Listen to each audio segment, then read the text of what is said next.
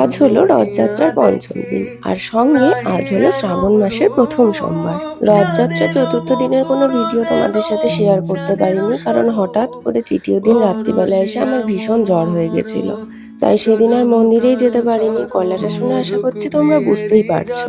আজকে শ্রাবণ মাসের প্রথম সোমবারে আমি পঞ্চামৃত দিয়ে মহাদেবের অভিষেক করেছিলাম।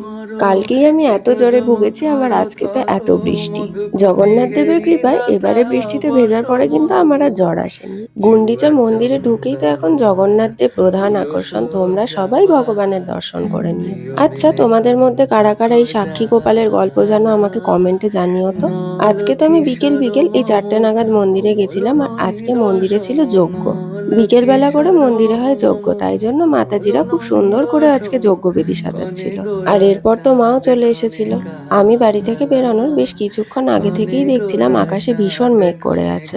তাই আর ভেবেছিলাম যে আমি শাড়ি পরবো না, চুড়িদার পরে যাব। কিন্তু মন্দিরের প্রভুর কড়া নির্দেশ ছিল যে মাতাজি, আজ যেহেতু যজ্ঞ আছে তাই আপনি শাড়ি পরে আসবেন, শাড়ি না পরলে যজ্ঞে বসতে দেওয়া হবে না।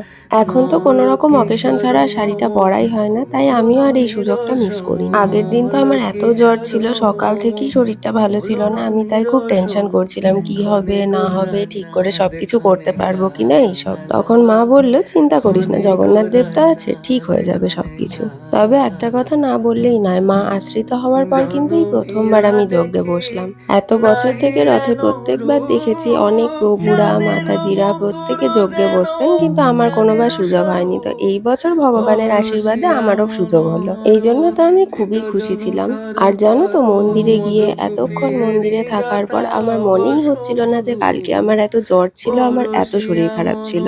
সবকিছু যেন এক নিমিষে ঠিক হয়ে গেছিল। স্বয়ং জগন্নাথ দেবের সামনে আমি যজ্ঞে বসতে পেরেছি, এই মোমেন্টটা তো সত্যিই আমার কাছে ভীষণ ডিভাইন ছিল। আগে তো প্রত্যেক বছর আমি বসে থাকতাম, সব যজ্ঞের নিয়মগুলো দেখতাম, কিভাবে প্রভুরা কি করছেন সবকিছু দেখতাম। তবে এবার নিজে করতে পেরে না একটু বেশি ভালো লাগছে। জানি না সামনে বছর কি হবে, যদি জগন্নাথ দেবের কৃপা থাকে তাহলে তো অবশ্যই আবারও সুযোগ পাবো। আচ্ছা, আমার ভিডিও যারা যারা দেখো তারা কি লক্ষ্য করেছো, এই বছরের গুন্ডিচা মন্দিরটা কিন্তু কেদারনাথের আদলে করা হয়েছে। জানো তো, আমি অনেককে বলতে শুনেছি, তুই তো কৃষ্ণের ভক্ত, তাহলে তুই শিবের উপাস করিস কেন? যদিও কোনো সংস্থার নাম উল্লেখ করব না, তবে একটা সংস্থা থেকেও আমাকে এরকম কিছু মন্তব্য করেছিল। তবে তোমরাই দেখো, এবছর আমাদের গুন্ডিচা মন্দিরটা কিন্তু কেদারনাথের আদলে। মহাদেব তো পরম বৈষ্ণব, মানে শ্রীকৃষ্ণের যত ভক্ত রয়েছেন তাদের মধ্যে 1 নম্বর ভক্ত হলেন মহাদেব। তাই তো আমার এটাই মনে হয়, মহাদেব যখন ভগবানের এত কাছে, তাহলে মহাদেবের কৃপা পেলে ভগবানের আরো কাছে পৌঁছানো যাবে। যজ্ঞ শেষ হওয়ার পর প্রভু বলেছিলেন 7বার যজ্ঞকুণ্ড পরিক্রমা করতে। এই সব কিছুর পর শুরু হয় ভগবানের সন্ধে আরতি।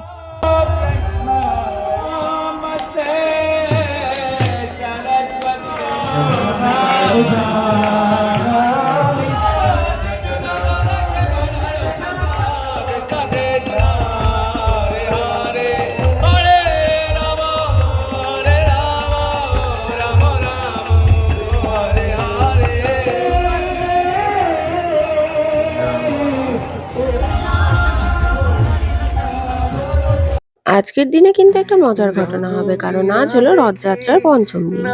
জগন্নাথ দেব শ্রী মন্দির থেকে গুন্ডিচা মন্দিরে আসার সময় লক্ষ্মী দেবীকে কথা দিয়েছিলেন 3 দিনের মাথায় তিনি শ্রী মন্দিরে ফিরে যাবেন। কিন্তু জগন্নাথ দেব না ফেরায় আজকে লক্ষ্মী দেবী স্বয়ং এসেছেন জগন্নাথ দেবকে নিয়ে যেতে।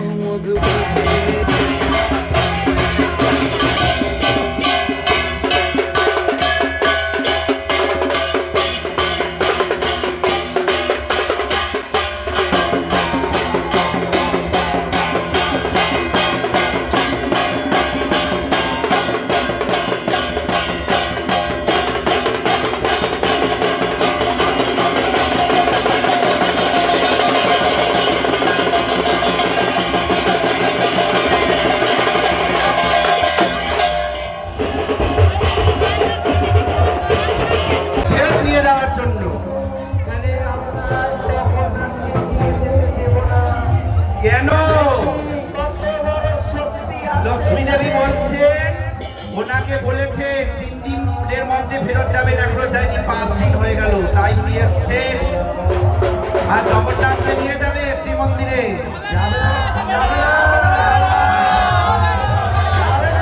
নিয়ে যাবে, আমরা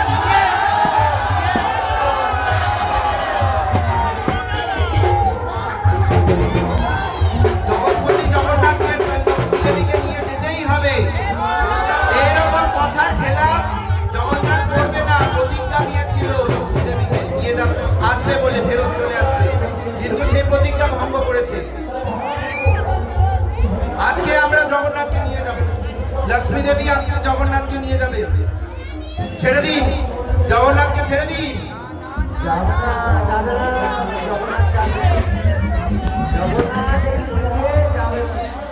আমরা নিতে এসছি মানে নিয়ে যাব।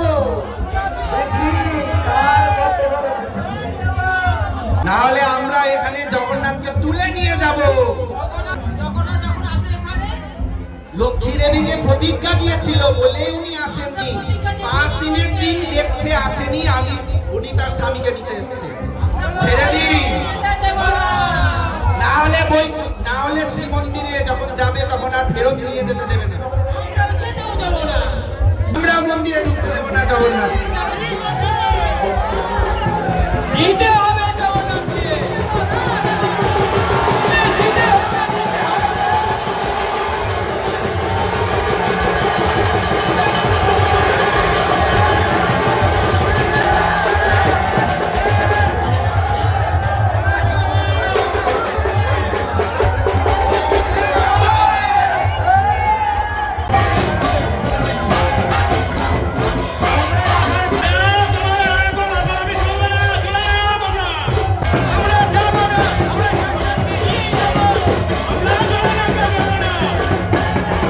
প্রতিদিন রাজভোগ লাগে, তো রাজভোগের কি নিয়ে এসেছে লক্ষ্মী দেবী?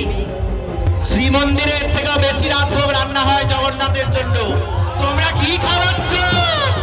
তোমরা শুধু ফল আর শাক পাতা। আরে শ্রীমন্দিরে লক্ষ্মী দেবী একটা আইটেম রান্না করবে, রিপিট হয় না।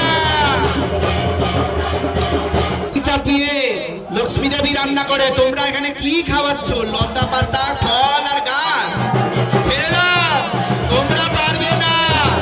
লক্ষ্মী দেবীকে খাওয়াতে তোমরা পারবে না, ছেড়ে দাও। সেখানে তো লক্ষ্মী দেবী রান্না করে, সেখানে লক্ষ্মী দেবী পোশাক কোথায়? লক্ষ্মী দেবী এখন জগন্নাথ দর্শন দিবে না যতক্ষণ আপনারা রাজভোগ যতক্ষণ না নেবে। যাবে না না না, আমরা দিব না দিব না দিব না যাবে। না না না না না, আমরা দিব না। পুরীর পান্ডারা দিবে না। না না না না। জয় জগন্নাথ, জয় জগন্নাথ, জয় জগন্নাথ।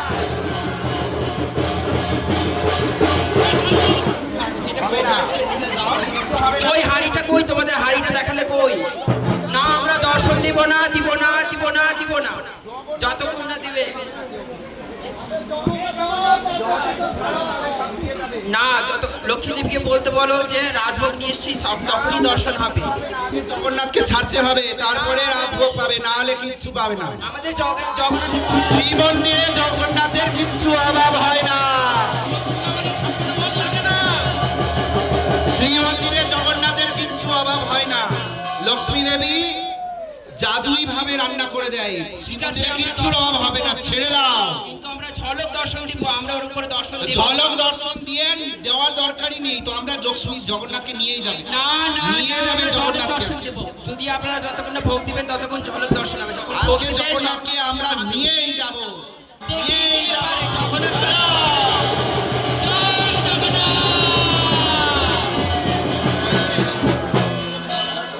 দেওয়া হবে না জগন্নাথকে। আসুন, দেখি তোমরা কতদিন রাখতে পারো জগন্নাথকে। তোমরা কতদিন রাখতে পারো, রাখো, আপনারা দেখবো যাবে না। আজকে আসুক শ্রীমন্দিরে, মান ভাঞ্জন না করলে জগন্নাথকে ঢুকতে দেওয়া হবে না।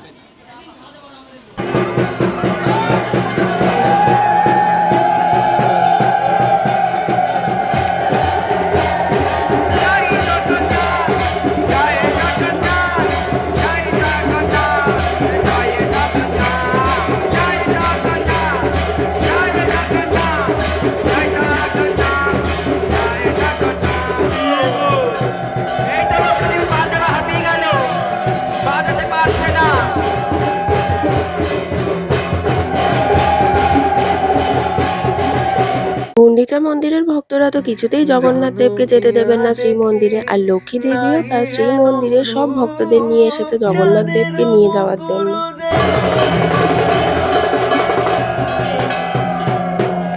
হরে কৃষ্ণ। পান্ডারা, আপনারা ঝলক দর্শন দিবেন, যতক্ষণ না লক্ষ্মী দেবী রাজভোগ দিবে ততক্ষণ লক্ষ্মী দেবীর সামনে জগন্নাথ আসবে না।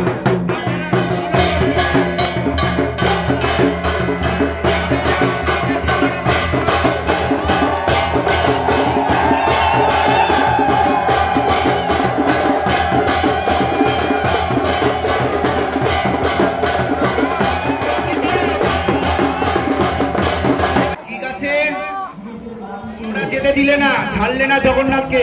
এবার আসুক জগন্নাথ শ্রী মন্দিরে, আমরা দেখে নেব। ঠিক আছে, আমরাও দেখে নেব।